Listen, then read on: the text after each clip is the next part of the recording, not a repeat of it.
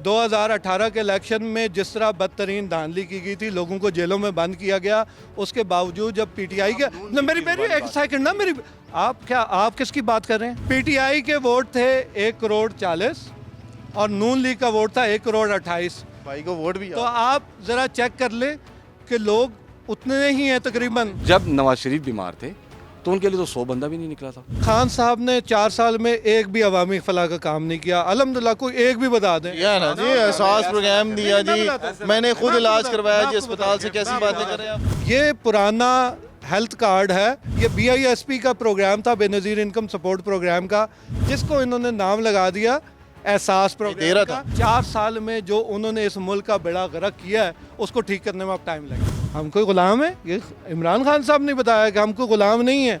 गो के वो उधर से यू टर्न लेके नहीं, मियाँ साहब को देखे, ज़ुल्म खलीलजाद वहाँ से कर सकता है। मियाँ साहब को इतना दुख है, वहाँ से बैठ के वो कर रहे हैं। एक बात बताओ आपको कि लंदन से बैठ के वो दुख, इमरान खान साहब जो है, खान का ही बयानिया बोल रहे हैं। मैं आपको ये बता रहा हूँ कि यू टर्न के इतने मास्टर हैं, आज उनको ये पसंद आएगा कि अमेरिका यहाँ पे मुदाखलत में देखें शहरियार साहब, सियासत में यू टर्न नहीं होता। आप यहाँ मिनिस्ट्रीज की पार्किंग में जाके देखें, ब्यूरोक्रेट्स हैं, इतनी बड़ी बड़ी गाड़ियाँ हैं उनके पास। किसी ने ये सोचा है कि इनका फ्यूल कम किया जाए? 13 जमातों की PDM है, ये रगड़ा नहीं, इसका पूरी वो हलीम की देग में डाल के उनके सिर रगड़ा लगाना चाहिए। एक PTI थी ना उस वक्त, एक PTI थी ना। मुल्क के हालात का आपको दर्द ये हो रहा है, दिवालिया होने जा रहा है। ये जो 5-5 हज़ार लोग लेकर अदालतों पे चढ़ाई करते हैं, इन्होंने इजहार किया जा रहा है, ये मोहब्बत का इजहार किया जा रहा है। 10 महीने में आप देखें PDM ने मुल्क को तबाही के धाने पर खड़ा कर साल में यहाँ पर दूध और शहद। आप मेरी बात, आप एक मिनट माइक इधर के। अच्छा, इमरान खान साहब अकेले हुकूमत में थे, उनके साथ काफ लीग भी थी, उनके साथ MQM भी थी, उनके साथ सारी जमातें थी। वो जो बाप बनवाई गई थी वो भी थी। सारी सियासी जमातें होने के बाद वो कहते थे, जिस तरह वो कहते थे, मैं ते पापा कल्ला ते चोर ते डांग दो।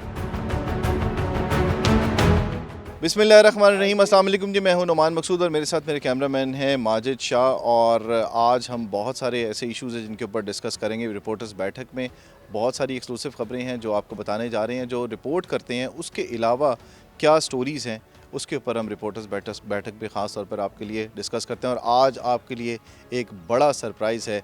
बड़े दिनों के बाद आज फिर शहरी भाई हमारे साथ हैं और उनका मुकाबला करने के लिए हमारे साथ यासिर भाई हमारे साथ हैं। और आज कुकड़ी खा के आए हैं स्पेशली नईम साहब, नईम अख्तर साहब हमारे क्राइम की जो रिपोर्टिंग है वो करते हैं, क्राइम खुद भी करते हैं।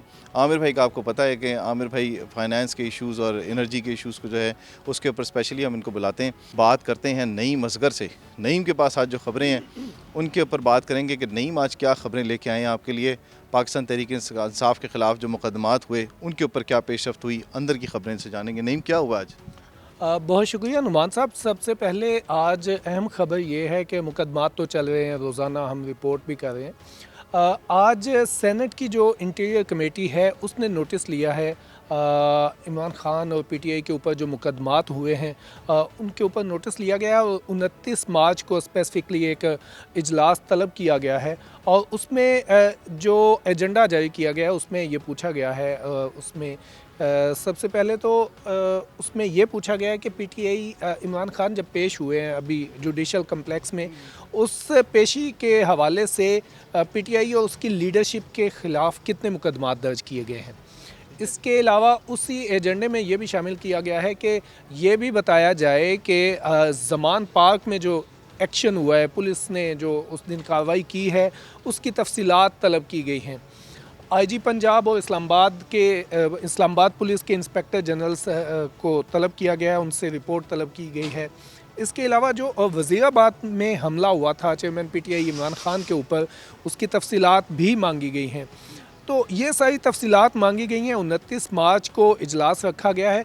आपको पता है अपर हाउस का ये इजलास है, बड़ी अहमियत का हामिल होता है और इसमें रिपोर्ट पेश की जाएगी। IG इस्लामाबाद से पूछा गया है कि ये भी बताया जाए कि PTI लीडरशिप के ऊपर स्पेसिफ़िकली इमरान खान के ऊपर कितने मुकदमात हैं। तो ये आज इंटीरियर के हवाले से अहम ख़बर थी। और 29 मार्च को आप देखते हैं कि इनके ऊपर क्या डायरेक्शंस पेश कर जो कमेटी है वो डायरेक्शंस क्या जारी करती है। ठीक है जी। अब नईम ने आपको बताया कि क्या होने जा रहा है, मुकदमात कौन से दर्ज है। अब आएंगे अवामी इश्यूज़ के ऊपर, उसके बाद शहरियार भाई और यासिर के साथ डिस्कस करेंगे। ये बताएं भाईजान, बगैर IMF से पूछे आपने सब्सिडी कैसे दिलवा दी लोगों को पेट्रोल के ऊपर? लोग तो बड़े खुश हो गए थे जी, मोटरसाइकिल पे भी 100 रुपये का रिलीफ मिलेगा, 800 cc से कम गाड़ियों को भी 100 रुपये रिलीफ मिलेगा। पूछ तो लेते पहले। देखें, आज जो वज़ीर ममलकत हैं पेट्रोलियम के मुसद्दक पालक, उन्होंने क्लैरिफाई किया कि ये सब्सिडी नहीं है, इसलिए IMF से पूछने की ज़रूरत नहीं थी।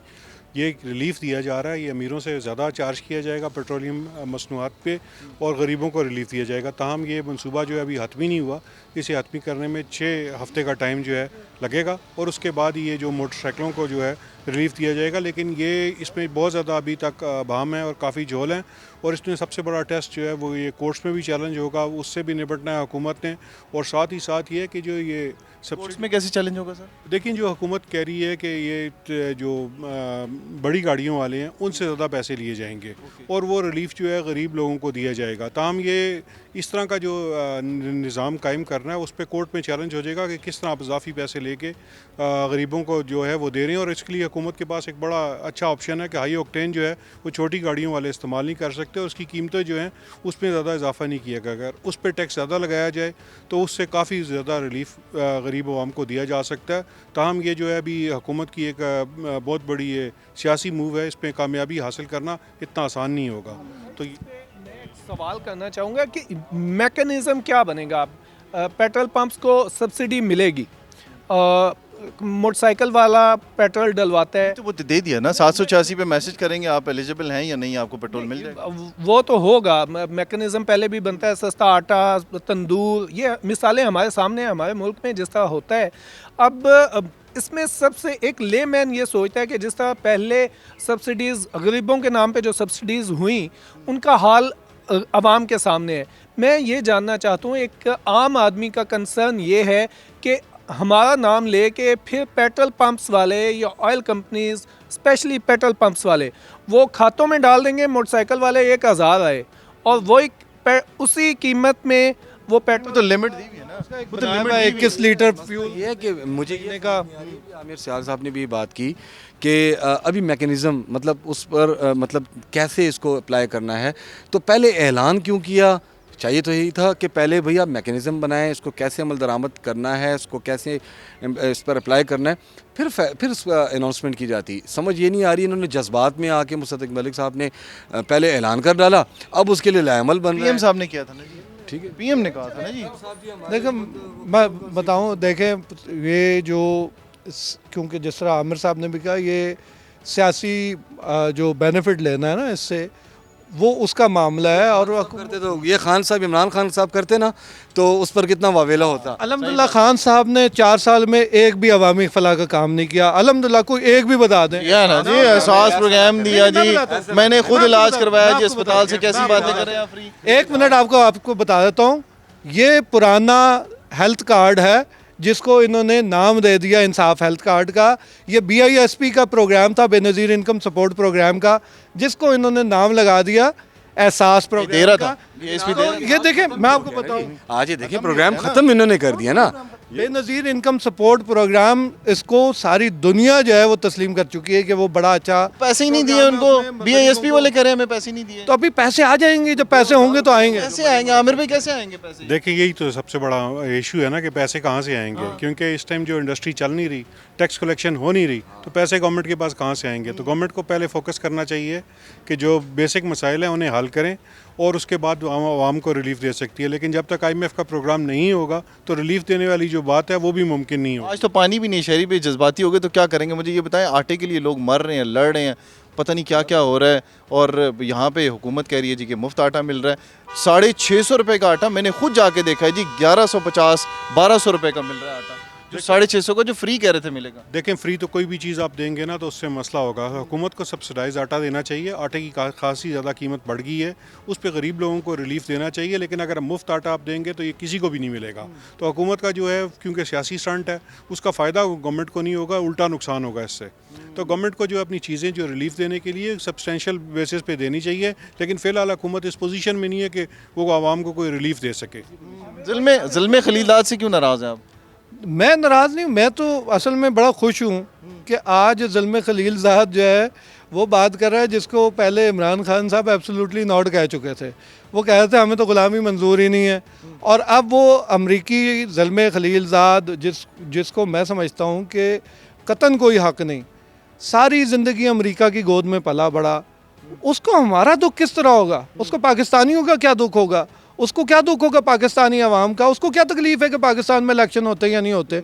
उन्होंने बड़ी याशियाँ की जब अफ़गानिस्तान में आकर बैठे थे, अमेरिका के वो जब बन के बैठे थे यहाँ पे आके सफ़ीर बन के मुल्कों में बड़े मज़े लिए, तो क्या कोई अमेरिका को बता सकता है कि तुम्हें इलेक्शन कब कराने?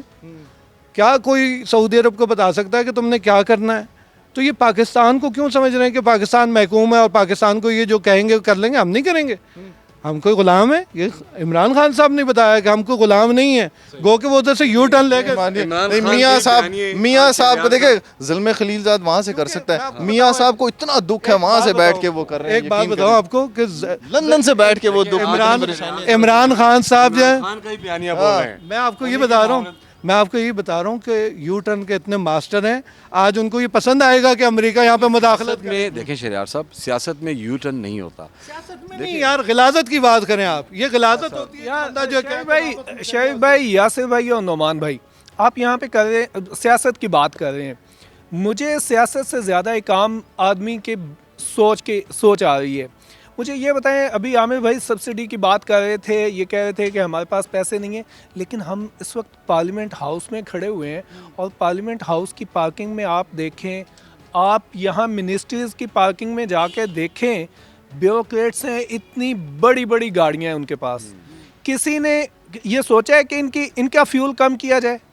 ये जो रियासत इन सफ़ेद हाथियों को पाल रही है, इसके बारे में कौन? बात तो मैंने भी उस दिन कही थी। नहीं, मैं बात कर रहा था कि देखें, ब्यूरोक्रेट्स जो हैं उनको आज तक कोई भी हाथ नहीं लगा सका। MNAs, MPs जो मर्जी करते हैं। सियासतदान तो बड़े सॉफ्ट टारगेट हैं। शहरियार साहब, ये एक हकीकत है। कह रहे हैं ब्यूरोक्रेट को रगड़ा लगाओ। शहरियार देखिए, इस वक्त एक मिनट नहीं, वो कह रहे हैं कि सियासतदान को कुछ भी ना कहो, आप ब्यूरोक्रेट को रगड़ा लगाओ जितना लगाओ। नहीं, बिल्कुल ऐसा नहीं। बात नहीं है यार, बात ये है कि सियासतदानों को तो सारे रगड़ा लगा लेते हैं ना, हर दौर में लगता है, वो सबसे आसान टारगेट है। आप तो 13 जमातों की पीडीएम है, ये रगड़ा नहीं, इसका पूरी वो हलीम की देग में डाल के उनका सिर रगड़ा लगाना चाहिए। एक पीटीआई थी ना उस वक्त, एक पीटीआई थी ना, देखिए पीटीआई नहीं है, अब साथ आपके अफगानिस्तान भी है, आपके साथ तरबियत याफ्ता दहशतगर्द भी आए वहाँ से जत्थे बुला के लेकर आते हैं, उसके साथ अदालतों पे हमले करते हैं। आप लोग यार आके बात करते हैं मुल्क के हालात, पानी मंगवाओ, शादी पानी मंगवाओ। मुल्क के हालात का आपको दर्द ये हो रहा है, दिवालिया होने जा रहा है। ये जो 5-5 हज़ार लोग लेकर अदालतों पे चढ़ाई करते हैं, इन्होंने इजहार किया जा रहा है, ये मोहब्बत का इजहार किया जा रहा है। आपको वो नून लीग का वो भी रोड शो याद है ना, जिसमें पठान याद है? वो आपको पठान याद है? गाड़ी के छतों पे खड़े होकर क्राउड को इकट्ठा कर रहे थे, जिसमें एक बच्चा भी गाड़ी के नीचे आ गया था। आपको वो सब भी याद है? देखिए, बच्चा नीचे आया, याद है? हमारी एक सहाफ़ी जो है वो कंटेनर से इमरान खान साहब के गिर के शहीद हुई। उसके अलावा वहाँ पे गोलियां लगने से कितने लोग मरे। इमरान साहब मियाँ साहब के जलसे में नहीं हुए। हाँ, गोलियां मियाँ साहब के जलसे में नहीं मरे लोग। ये फैसल वाडा साहब से पूछे जाके, कुराल से आते मियाँ साहब लॉन्ग मार्च के साथ आ रहे थे, कितने लोग आपको सिर्फ ये बता दें वो सांप कौन है, वो कीड़े कौन है जिनका फैसल वाडा साहब जिक्र करते हैं? कौन है जी? आमिर भाई आप बताएं। देखिए, मैं तो इस पे कुछ नहीं कह सकता क्योंकि ये सियासी बयानबाजी है।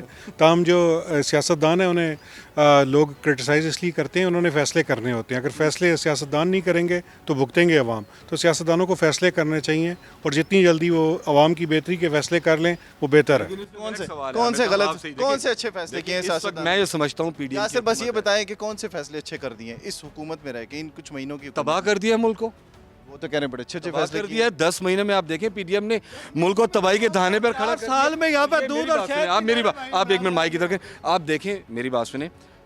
जमीयत उलमा इस्लाम, पीपल्स पार्टी, मुस्लिम लीग नून और कौमी वतन पार्टी, अवामी नेशनल पार्टी और न जाने कौन सी छोटी छोटी, मतलब चूं का मुरब्बा बनने के बावजूद भी हाल ये है कि मुल्क दिवालिया होने जा रहा है। अच्छा, मेरी एक सिर्फ बात सुन, एक छोटी सी बात सुन लें सर। देखें, इमरान खान साहब को कहते हैं ये अकेले रहते थे। पानी लाओ। नहीं, आपके लिए ड्रिप मंगवाई, 1 मिनट सफर करें। अच्छा, इमरान खान साहब अकेले हुकूमत में थे, उनके साथ काफ लीग भी थी, उनके साथ MQM भी थी, उनके साथ सारी जमातें थी, वो जो बाप बनवाई गई थी वो भी थी। सारी सियासी जमातें होने के बाद वो कहते थे, जिस तरह वो कहते थे, मैं ते पापा कल्ला ते चोर ते डांग दो, वो वाली बात है इमरान खान चलेंगे ना मियां साहब के साथ अपने दौर में भी। Last अब comment मुझे करने एक सेकंड मेरी पूरी होने दो। मार रहे हैं यार। मेरी बात पूरी सुन लें आप, आपकी तबीयत को अफाका होगा इंशाल्लाह ताला। देखिए बात ये है कि जो 4 साल दौर जो आप बुजुर्ग हैं, जुनून वाले जो हैं, मेरी बात देखो, सुनें। मेरी बात सुन, अल्हम्दुलिल्लाह ये झूठ आपका इस तरह साबित होता है। ख्वाजा आसिफ ने क्या कहा था? मेरी ख्वाजा आसिफ मेरी और ठहरे तो सही, ये बात पूरी होने दे। इसका उम्र का हिसाब किताब कैमरे में लोग देख रहे हैं, वो बता देंगे किसके सर पे बाल है और कौन बेचारा बेबाल हो चुका है। गई सियासत पानी में। मेरी बात सुनिए। आपने उम्र का मेरी बात सुनिए जी, नहीं आपने छेड़ दिया उनको। देखें जाहिर बात है, PDM की बीट करने वाले बुजुर्ग ही होते हैं, हम नौजवान नहीं होते। अब मेरी बात सुने, ख्वाजा आसिफ ने वो अब भी नौजवान है, अभी भी आप बीमार नहीं है ना, देखें इधर पाकिस्तान में ही है अच्छा ना। मुझे आप एक बात का जवाब दें, ख्वाजा आसिफ कौन सी पार्टी के हैं? वो यार अब उनको अब क्या कह सकता हूँ मैं, साथ बैठ मुझे उनके मारेंगे मुंह भाई, के मेरा हाथ अल्फाज पकड़ के हैं, खींच उनके मुंह के अल्फाज हैं कि जब नवाज शरीफ बीमार थे तो उनके लिए तो 100 बंदा भी नहीं निकला था।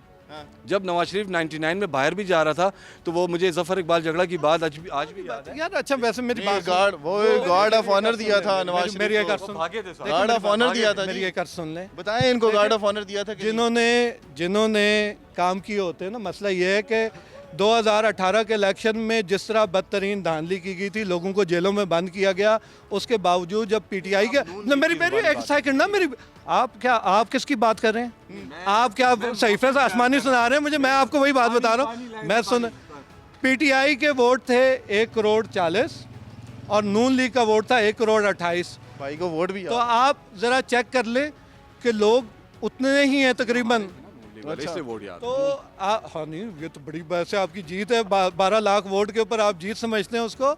मैं ये समझता हूँ कि उस वक्त जिस तरह बदतरीन धांधली करके आज जिनको गालियाँ दे रहे हैं ना खान साहब बैठ के, मैं आपको सिर्फ सिंपली इतना बता रहा हूँ कि 4 साल में जो उन्होंने इस मुल्क का बेड़ा गर्क किया है उसको ठीक करने में अब टाइम लगेगा। 11 महीने में हालात ठीक नहीं हो सकते, 4 साल के अंदर जो किया जी। अब इसके ऊपर क्या कह सकते हैं और क्या आप सुनना चाहते हैं मज़ीद इससे मुतल्लिक आप हमें राय ज़रूर दे सकते हैं। शहरी भाई अब दोबारा वापस आ गए हैं, अब कोशिश करेंगे रोज़ाना आपको शहरी भाई से मुलाकात करा सकें और गुस्सा इनका कम करने के लिए कोशिश भी करेंगे। अगली वीडियो तक आप हमें इजाज़त देंगे। कमेंट भी कर सकते हैं शहरी भाई के लिए, यासिर के लिए और नईम के लिए। आमिर भाई से कुछ पूछना चाहें, प्रोग्राम आपको कैसा लगा, इससे मुतल्लिक भी आपने राय ज़रूर देनी है। अगली वीडियो तक हमें दीजिए इजाज़त। अल्लाह हाफ़िज़।